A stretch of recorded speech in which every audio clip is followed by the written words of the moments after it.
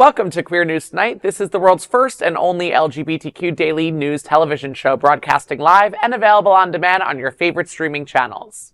We are proud to announce that YouTube has recognized Queer News Tonight, certified by analytics company vidIQ, as the world's most popular LGBTQ plus streaming news show. Our queer stories have reached over 10 million views.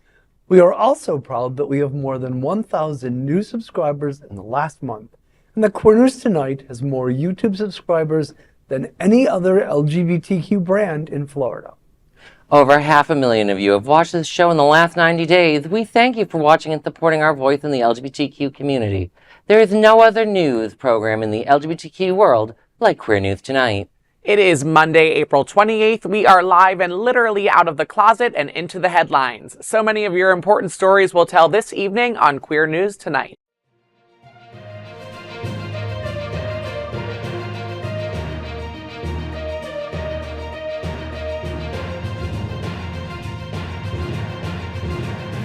You're watching Queer News Tonight, the world's first daily LGBTQ evening news show. Welcome to the world's most important LGBTQ evening news show. Hotspots Magazine Happening Out Television Network is a nonprofit 501c3 media company in the same model of PBS and NPR, but designed for the LGBTQ plus community. Our nonprofit mission is to support the 11 pillars of our LGBTQ community. We want to inform and educate the key issues of lesbian, trans, Latino, Black, healthcare, seniors, students, faith, social justice, business, and queer culture. Help us support our diverse community. We are part of one of the largest LGBTQ nonprofit media companies in America, Hotspots Magazine and Happening Out Television Network. In 2025, our magazine is celebrating 40 years of the LGBTQ experience, and Queer News Tonight is celebrating our 5th anniversary with more than 10,000 LGBTQ television stories. We will produce the 25th anniversary of our Stonewall Pride Parade and Festival on June 14th. We present Pride Fed in August and Pride Fort Lauderdale in February. Our magazine, events, television news, talk and entertainment shows support our mission to educate the LGBTQ and broader community. In 2025, more than 100 community leader anchors will host this show to support the LGBTQ community. Let's meet today's anchors at Queer News Tonight. Let's welcome anchor Edward Otto Zelke. He has a successful career in financial marketing and serves as the Director of Marketing and Sponsorship for the Gay Men's Chorus of South Florida. Edward, the Gay Men's Chorus of South Florida brings Broadway to life with Simply Sondheim on May 17th. Tell me what's happening. Thanks, Eric. On Saturday, May 17th, the Gay Men's Chorus of South Florida's vocal ensemble Tropical Wave will present Simply Sondheim, a one-night-only musical celebration of Broadway's legendary composer. Led by the Gay Men's Chorus's assistant conductor Anthony Cabrera and accompanied by pianist Darren Matias, the event promises an evening of rich harmonies and emotional storytelling. Held at the United Church of Christ in Fort Lauderdale from 7 to 9 p.m., the performance will feature iconic selections from Company, Into the Woods, Sweeney Todd, Sunday in the Park with George, and more. Audience can expect a heartfelt tribute showcasing Sondheim's masterful contributions to musical theater. General admission is $20, available online and at the door, while a $30 VIP ticket offers a pre-reception at 6 p.m. and reserved seating. For tickets and additional information, visit GMCSF.org. This is so exciting for us. The Tropical Wave is a small ensemble. It's about 20 plus singers that go out into the community and they provide, music to people that can't afford, some of our main stage concerts. So this is an opportunity for people to come and just get a little bit of a taste of, what, we do well.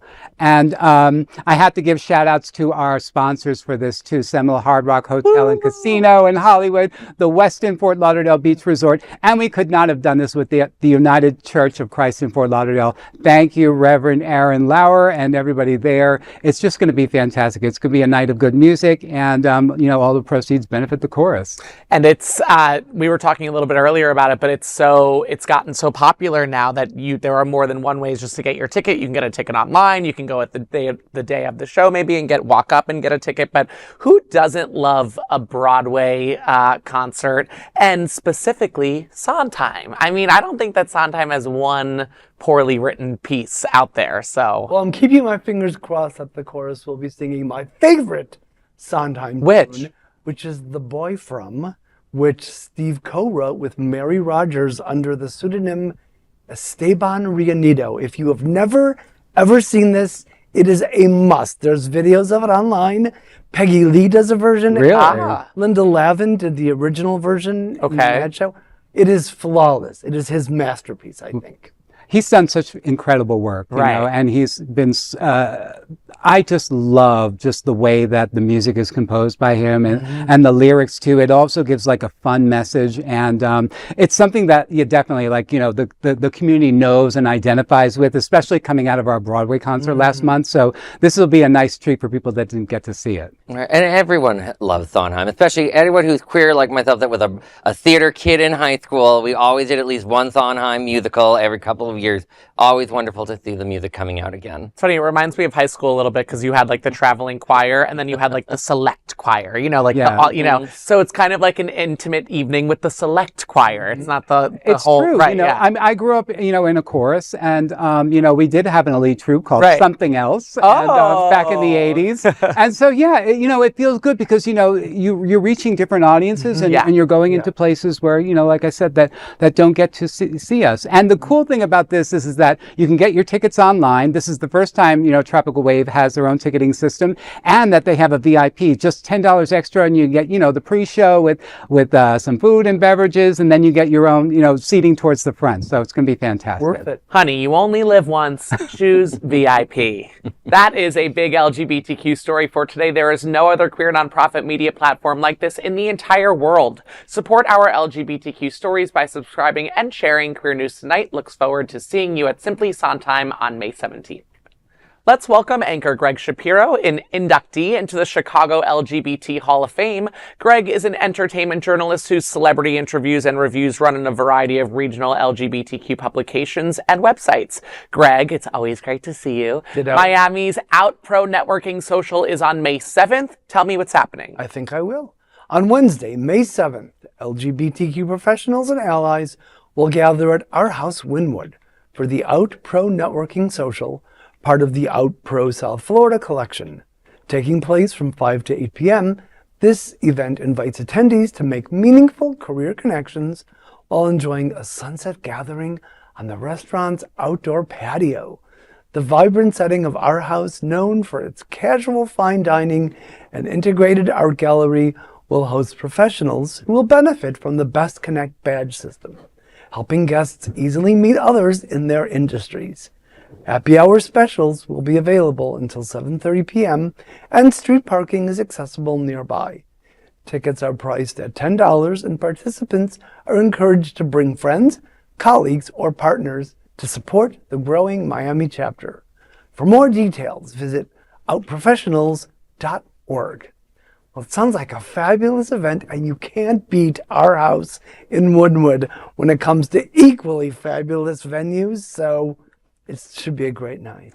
Listen, I love anything that brings different kinds of personalities, people, generations. We're going to talk about an elders event later on, but this is just a queer mixer in my mind, but more of like an adulting mixer, because we're all working and discussing milestones in career and community, and I would like to go. So who do I have to talk to? You know what I mean? These networking events are so necessary for our community. I remember when I was working in New York, I was fortunate to work for JP Morgan, who is very progressive in LGBTQ+. And so it was very easy to go in these type of mixers. But, there are people, that don't work for companies that are gay or lesbian, bisexual, transgender, and cannot, find solidarity, within their, employees or their coworkers. So these are great places, just to get together and network and, just to get to know who's out there and support us. Pun intended. Yeah. Right? And it's so good for young people who network. Like when I was a young professional in DC, we would do some of these sorts of events that were put on for the LGBT community. And it always helped to meet other people from other organizations, other companies. You get to know each other and make connections. So it's really nice to see. That is a big LGBTQ story for today. There is no other queer nonprofit media platform like this in the entire world. Support our LGBTQ stories by subscribing and sharing. And Queer News Tonight looks forward to seeing you at Miami's Outpro Networking Social on May 7th. Let's welcome anchor Alex Moresh. Alex has served as editor-in-chief of Options Magazine, media director of the National LGBTQ Task Force, and press secretary for the Florida Democratic Party. Alex, SunServe Luncheon unites seniors in Wilton Manors on May 9th. Tell me what's happening. Sure thing. On Friday, May 9th, the SunServe Luncheon will welcome seniors for a lively afternoon of connection and community at Hagen Park Community Center and Island City Park in Wilton Manors. Running from 11 a.m. to 1 p.m., the event is held every second Friday of the month and offers a vibrant social setting where seniors enjoy a hearty meal, laughter, and heartfelt conversations. Sponsored by the City of Wilton Manors, the luncheon is aimed to create a supportive and welcoming space, ensuring seniors feel celebrated and connected. This monthly tradition stands as a shining example of Wilton Manors' commitment to honoring its senior residents with joy and togetherness. For more details, visit sunserve.org. It sounds like a really fun time. I personally am an early luncher myself, and I like free parking, which is apparently very much part of it. So it sounds like a fun time. Like I go to Hagen Park almost every morning to walk my. It's a beautiful area, so lots to do. It's great to see them doing this. SunServe does great things for every age group in this community. So this is just another branch on their tree of doing great things for our community. I think this sounds incredible for Celebrate seniors. Yes. This is such a great thing for seniors because, you get to a certain age, I just turned 55 myself. So, is that a senior? No, I don't know, but it's been legendary. Get your AARP card? I haven't gotten it yet, no. But this is good because the community cares about our elders. Yes. A lot of us came here. I did specifically. We don't have a media family in the area and stuff, and so these are kind of things where you can kind of get together and stay connected with one another. So it's necessary. So I'm glad that they're shining a light on our LGBTQ plus seniors. Absolutely. That is a big LGBTQ story for today. There is no other queer nonprofit media platform like this in the entire world. Support our LGBTQ stories by subscribing and sharing. And Queer News Tonight looks forward to seeing you at the SunServe Luncheon for seniors in Wilton Manors on May 9th. And of course, let's welcome tonight's lead anchor, Eric Restivo. Eric is well known for DJing in some of the largest clubs in West Hollywood and has had residences in LA, P-Town, New York City, and now Wilton Manors. Keep an eye out for the return of the W Boys on the Happening Out television network. Eric, the LGBTQ plus Elders Conference by Lambda Living, Pride Lines, and Sage is on May 16th. Tell us what's happening. I sure will. The Alliance for Aging, JCS, Lambda Living, Pride Lines, and Sage will host the second annual LGBTQ Elders Awareness Day Conference on Friday, May 16th from 11 a.m. to 3:30 p.m. The event will take place at the Scott Galvin Community Center and promises a vibrant day of celebration and learning. Open to all, the free conference will honor the resilience and wisdom of queer elders through a range of activities. Attendees can look forward to a keynote panel, interactive workshops, meditation sessions, intergenerational conversations, and a lively social hour. A complimentary lunch will be provided. The gathering aims to strengthen community bonds across generations and spotlight the experiences of LGBTQ seniors. Organizers encourage early participation, noting that the schedule will continue to be updated. For more information, visit GMCSF.org. Yes. I would say go seniors, go. But go slowly because sometimes the pavement can be uneven. But I can't say enough positive things about Sage. I think it's a wonderful group. I'm glad to see them doing an event like this. They always have wonderful events, not just here, but like when I was writing in Rhode Island, there were always great things the stage was doing in the Rhode Island chapter. It's just great to see them doing something like this. And that they're partnering with other nonprofit organizations to bring this light, a focus again on our seniors. So I'm all for it. And that is the big LGBTQ plus story for today. There is no other queer nonprofit medium platform like this in the entire world. Support our LGBTQ plus stories by subscribing and sharing. And Queer News Tonight looks forward to seeing you at LGBTQ plus Elders Conference on May 16th. Now let's dive deep into this big LGBTQ story for today. I'm Eric Restivo, and let's queer up drag culture. Jiggly Caliente, star of RuPaul's Drag Race, and Pose, dies, and celebrities react. The LGBTQ community is mourning the loss of beloved drag performer and advocate Jiggly Caliente, who died yesterday at the young age of 44. Known offstage as Bianca Castro Arabejo, Jiggly's family confirmed her passing in a heartfelt post on her Instagram page. The family said, quote, "a luminous presence in the worlds of entertainment and advocacy." Jiggly Caliente was celebrated for her infectious energy, fierce wit, and unwavering authenticity. She touched countless lives through her artistry, activism, and the genuine connection she fostered with fans all around the world, end quote. Just days ago, her family had shared that Jiggly had undergone the loss of most of her right leg and would be stepping back from her judging role on Drag Race Philippines, as well as other public appearances for the foreseeable future. Jiggly Caliente first captured our hearts when she competed on season 4 of RuPaul's Drag Race in 2011, placing 8th. In 2016, she came out as transgender, a move that further deepened her bond with fans around the world. She returned to compete on All Stars Season 6 and became a mainstay judge on Drag Race Philippines. She also portrayed on a multi-episode arc Veronica Veracity on the critically acclaimed FX series Pose.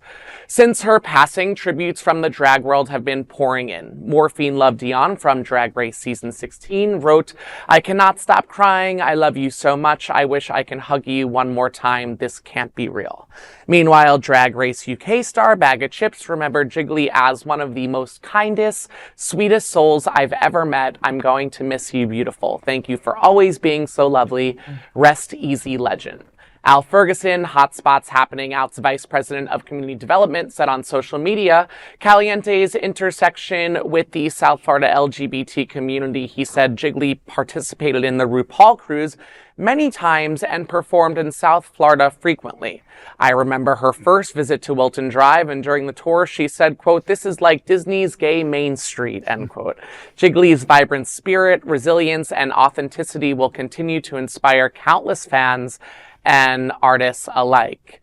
Yeah, so much love to my LA family right now. Jiggly, I've worked with, I've partied with, I've hung with. I think that all of us in that West Hollywood bubble sort of expected none of this. It happened fast. The infection and then the passing was almost immediate. It was a fast, quick journey that no one saw coming. So my heart goes out to the family. It's awful. I remember seeing her. I'm a big Drag Race fan. So when season 4 came on, I thought she was wonderful. Yeah. Unapologetic. That first episode where she was on and she was dressed like a garbage can or whatever it was, that was legendary. And she was on with like stars like Latrice Royale here in Fort Lauderdale. And and Chad Michael she was on with. So, and just to see her evolve as a person, as and an entertainer too, discovering that she's trans and that she moved on with such a successful career, right? And that everybody just loved her. Oh yeah. No, please, sorry. No, I'm just saying that it's just more or less that the whole Drag Race. I don't think there was anybody that really had any kind of beef with her. Right. It was interesting and sad. First off, this was very shocking. I remember when I first heard just 2 days ago or so that she. Did you hear Jiggly Caliente had an amputation? It was very quick. What? That's very shocking. And then to hear the death was very tragic. It's also, the edit of season 4 was not kind on Jiggly Caliente. We should be honest about that. And I didn't expect her to go anywhere, quite frankly. And look where she went. And it says to me, one, that she grew with a person, but it also is a time to reflect on, like, how does World of Wonder do those cuts? Why was she portrayed in such a way when we then saw her be this great person? And clearly she seemed to make up for World of Wonder. They had her back on for RuPaul's All-Stars and then to be a judge in the Philippine Drag Race. I think was great. But like it was shocking to hear it all happen. And to my knowledge, the cause of death hasn't been released yet, but it sounds like an infection, which makes sense because something that unfortunately is too often discussed, like, oh, is it drugs? This clearly does not look like anything to do with that. No. And I think that we should make sure to mention that when talking about this, because people, they don't always know. But like this seems like a real tragedy. Yeah, 44 is way too young. So rest in peace, Jiggly.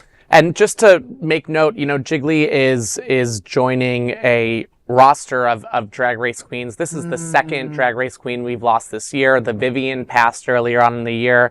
Chi-Chi DeVayne, Cherry Valentine, Sahara Davenport, and the Bandits. So love, my heart goes out to everyone. That is a big LGBTQ story for today. There is no other queer nonprofit media platform like this in the entire world. Support our LGBTQ stories by subscribing and sharing Queer News Tonight. Now let's dive deep into this big LGBTQ plus story for today. I'm Edward Otto-Zelke, and let's queer up politics. Disgraced gay Congressman George Santos to serve 7-year prison sentence. A federal judge has sentenced former out Republican New York Congressman George Santos to 87 months in prison, making a dramatic fall from one of the most flamboyant and fraudulent figures in recent American politics. Judge Joanna Siebert handed down the sentence at the U.S. District Court in Central Islip 8 months after Santos pleaded guilty to 23 federal felony counts, including wire fraud, aggravated identity theft, theft for public funds, and money laundering. Santos, now 36, appeared alone in court without supporters or character witnesses. In a letter filed earlier this week, he explained, "This is mine to deal with and mine alone." He wrote, he was too embarrassed and ashamed to ask anyone to stand by him. Federal prosecutors pushed for the 7-year, 3-month sentence, pointing to Santos's social media blitz, where he accused the Justice Department of being a cabal of pedophilers and called himself a scapegoat. They said his words showed a lack of remorse and a high risk of reoffending. Santos insisted he wasn't being defiant. In the court papers, he claimed true remorse isn't mute. It is aware of itself, and it speaks up when the penalty scale jumps into the absurd. He must also pay over $370,000 in restitution and forfeit more than $205,000. Santos admitted using donor money for personal expenses, including luxury goods, Botox, and adult content subscriptions. He then collected pandemic unemployment benefits illegally while drawing a congressional salary. Santos was expelled from Congress in December of 2023 after a devastating ethics committee report, becoming just the 6th member of the U.S. history to be ousted by federal lawmakers. As the first out gay Republican elected to Congress without prior appointment, Santos often highlighted his Latin and queer identities, but he also aligned himself with far-right positions and lied about his life, including falsely claiming he lost employees in the Pulse nightclub shooting. A statement said that queer advocates slammed as exploitative. After his expulsion, Santos tried to rebrand through podcasts, cameo videos, and even revival of his drag persona, Kitara Verace, I think it's called. And in the final word to the court, prosecutors declared Santos made a mockery of our election system. His actions speak louder than any words, and they cry out for a significant carceral sentence.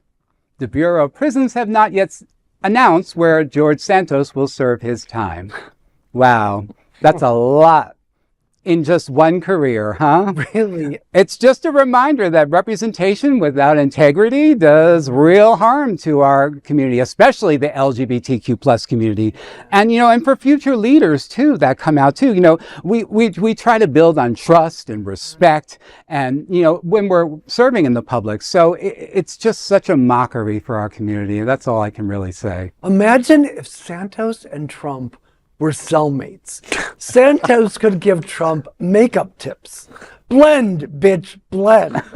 So I'm glad that someone brought up Trump because, is George Santos a con artist and a criminal? Of course he is. But if he was straight, he wouldn't be going to jail right now. He'd be probably a top-tier candidate for VP next time around. We literally have an incumbent president who is doing much more worse things than Santos has ever done. His buddy Matt Gaetz has been accused of all sorts of things. The governor's of this state's wife is accused of all sorts of crimes. And so when I see this sentence, it's just an indictment on our justice system's glaring hypocrisy. It is disgusting to watch a gay man get one form of justice and straight Republicans get a different form of justice. So that, to me, is he scum? Of course he's scum. But if he was straight scum, he wouldn't be treated this way, and that's my problem. Yes, you're right. I have to agree with you. I didn't foresee jail time for him. Yeah, I kind of just, this is so horrible to say, but I kind of thought he was going to go away. It just, you just weren't going to hear about him anymore, but I didn't know that he was going to be put in jail. So, 7 years. Is it true that he's begging Trump to pardon him? Is that Yeah, that's real? the update. I think he's asking for a pardon. So, whether or not Trump gives that to him is Do yet we to be think known. Trump? Well, and how useful will he be to Trump once he's out? Well, I mean, that's the thing, It's all about how useful you are.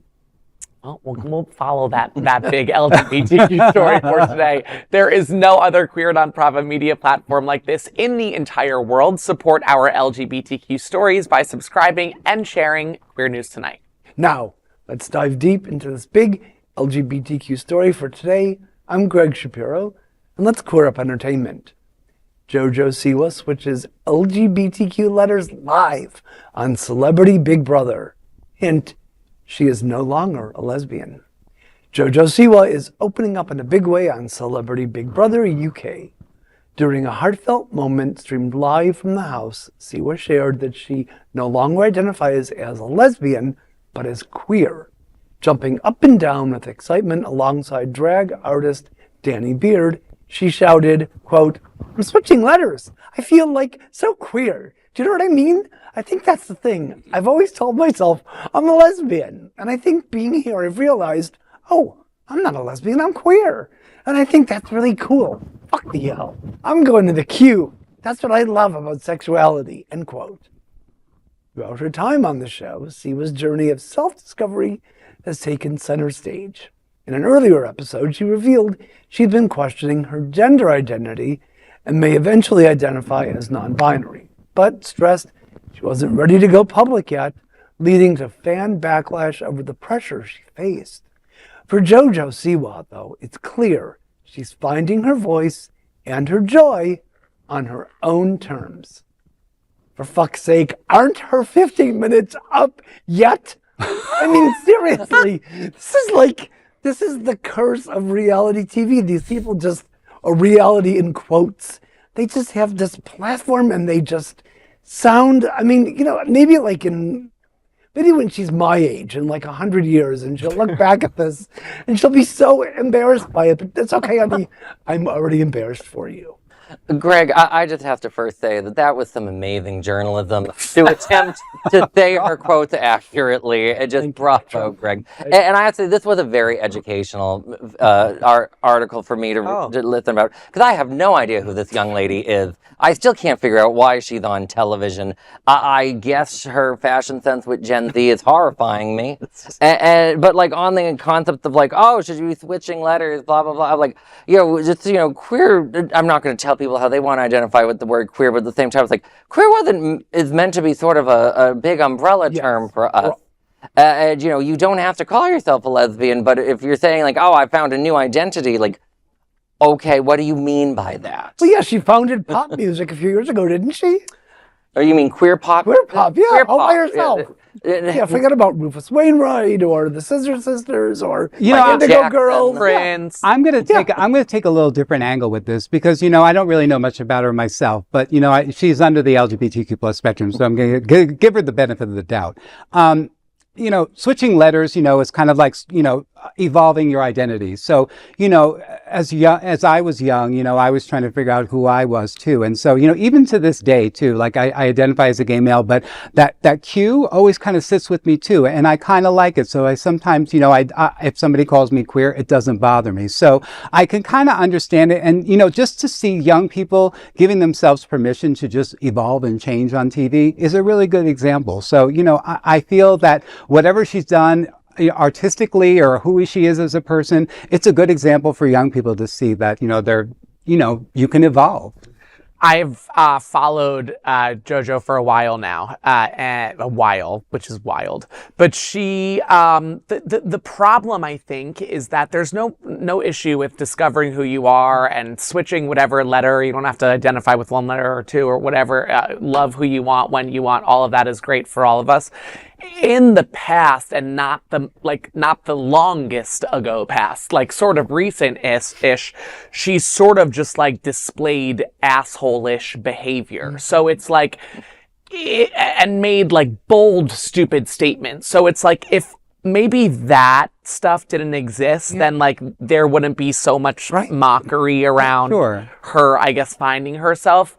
I think that JoJo is known for making these really profound statements, even if she doesn't really know what she's stating. And it's worked well for her, by the way. Like she's a cajillionaire, but money doesn't make happiness, right? And I will say that she's got an incredible support system. Her mom is like so team us, and the coolest, most laid back family ever.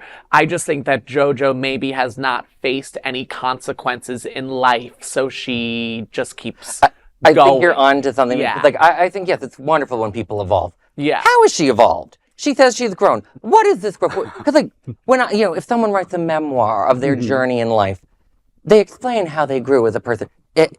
I just want to know, how has she grown as a person? And that if she wants to tell us all about it, it's fair to ask, okay, so how did you grow? I look at the lens from my own personal experience, being a middle-aged man myself, and I identify with when I was younger and, the evolvedness of who I was. And I made a lot of, bumpy, I went on a lot of bumpy rides to get there. So it was, I was chaotic. I was saying things off the cuff. I was drinking in the bars. I was being, who I was, trying to identify who I was. So, I could see this But happening. you didn't have a platform of 1 billion followers, right. So it's like there's a responsibility. She could choose to make Yes, certain. there is. You've proven my point. You can answer how you've evolved in life and gone through your journey. Yeah. I'm just asking for her to do the same. It's just fun to watch. And for the record, it's really all right to sit quietly with your thoughts. Yeah. Right. Yeah. No one said it wasn't great television, right? Oh, So, no. yeah. People are tuning in. So why Right. not? People are tuning in, and spoiler alert, she's already been kicked out. So that is a big LGBTQ story for today. There is no other queer nonprofit media platform like this in the entire world. Support our LGBTQ stories by subscribing and sharing Queer News Tonight. Now, let's dive deep into this big LGBTQ story for today. I'm Alex Morash, and let's queer up entertainment. Your first look at Pillion, queer kinky bike romance starring Alexander Skarsgard. The countdown is on. We're just over 2 weeks away from the 2025 edition of the legendary Cannes Film Festival, and queer audiences have a major premiere to look forward to see.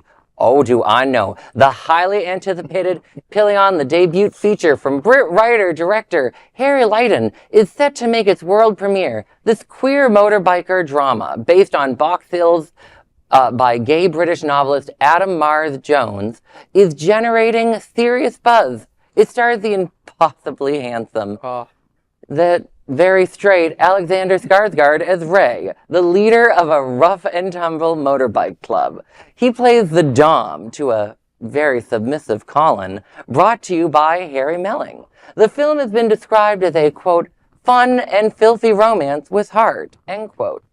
With Skarsgard as lead role, the film will likely reignite the conversation of straight actors playing gay roles. You may remember Skarsgard's role as the sexy vampire, Eric Northman in True Blood. Oh, I remember. And who could forget the dream sequences of him being gay? In Pillion, he goes full-on gay, combining the imagery of leather, the tough world of a motorcycle club, and more. Pillion might just be one of Khan's wildest, queerest rides yet.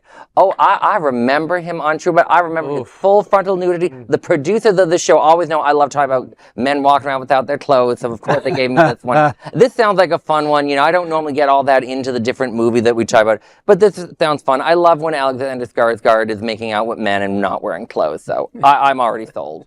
Yeah, it does ignite that conversation of whether or not I'm okay with straight actors playing gay roles, because in this sense, I'm way okay with it, just because I'm a fan of his. Yes. So is it case by case? Is it by the role? Is it by the movie? Or should we really be just taking a back seat and letting a community of LGBTQ actors, get first pick per se? But it is called acting. It is called acting, right? Yes. And if you want to see it, sort of a master class, then watch Jacob Elordi in On Swift Horses, and you can see how it's done.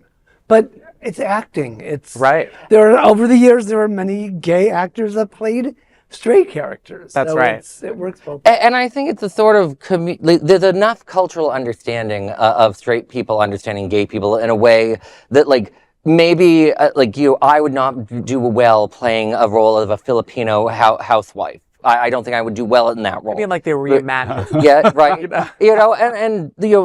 I think it's very different when we talk about, trans women should be playing more roles that trans women characters versus being a gay man or a straight man as an actor. I think it's a very different situation. And I'll be honest, his looks do very much help him in getting that's what I'm saying. Yeah. That's what I'm saying. Yeah. I kind of like that, we're seeing a little bit of visibility in the leather community or the bike community, whatever what this is. So, it sounds very daring, very messy, and it's, it's something that feels real within our community and new on our screen. Yeah, I'm not so bothered by a straight actor playing a gay role. People flip back and forth on it now. I mean, 20 years ago, yes, I would probably have been upset, but we've had enough visibility, I think, now that we can kind of evolve from that and call ourselves an actor playing any role, within the confines, obviously. But Vroom, vroom. That is a big LGBTQ story for today. There is no other queer nonprofit media platform like this in the entire world. Support our LGBTQ stories by subscribing and sharing Queer News Tonight. Now let's dive deep into this big LGBTQ story for today. I'm Eric Restivo, and let's queer up lesbian and queer women. Wilton Women's Week makes its mark on gay-focused community. Wilton Women's Week, full stop. Those are words you rarely hear in gay-centric Wilton manners, but that is changing this week as Women's Week is fully underway. Kicked off by National Lesbian Visibility Day celebrations on Friday is the first ever 10-day festival presented by Pride Center at Equality Park and Women with Pride. The program began with a sold-out social boat cruise Friday night. Saturday, a high-energy party was held at Hunter's in the heart of Wilton Manors. Hunter's, just so you know, is generally a very gay men's social space, and it was rare to see such a large and an energetic footprint for women. Hotspots happening out. Al Ferguson attended and covered the story. He told Queer News Tonight, quote, "This was a significant moment to launch women's important role in the gayborhood. Hundreds attended the event, and I spoke to so many participants of their pride in our community and the important role women represent in the community. It was a unique feeling to being virtually the only man in the room. It was a clear reminder of what women feel in Wilton Manors every day," end quote. Yesterday, Stonewall National Women's Fund hosted a sold-out brunch and program with activist Rita Mae Brown at the Stonewall Museum. Then the Lesbian Thespians held a cultural performance event last night. It was jam-packed this opening weekend. More events this week include partnerships with South Florida's Who Who of lesbian and queer women, including Skirt Foundation, Thou Art Women, Skirt Self-Love, Pandora Events, Sunshine Cathedral, Les Chic, and Sporty Lesbians. There are 16 events this week, including educational programs, cultural arts programs, social parties, and a women's-focused vendor show, and more. Diane Papafotis, Pride Center's Director of Women's Programming, told Queer News Tonight, quote, "When we set out to create the first Wilton Women's Week, our mission was to showcase and celebrate the LGBTQ women's community and to focus attention on the many contributions contributions of women-led organizations, programs, and women's businesses in the region. Now that Wilton Women's Week is here, we are getting tremendous feedback from attendees, having been told numerous times over the past 3 days, quote, "This has been a long time coming and we love it," end quote. I think that says it all. We're very proud of what our team has created in this first year, and it's only going to get better next year. The festival continues until May 4th. Follow all the events at wiltonwomensweek.org. I cannot believe that this is the first time ever that this is happening.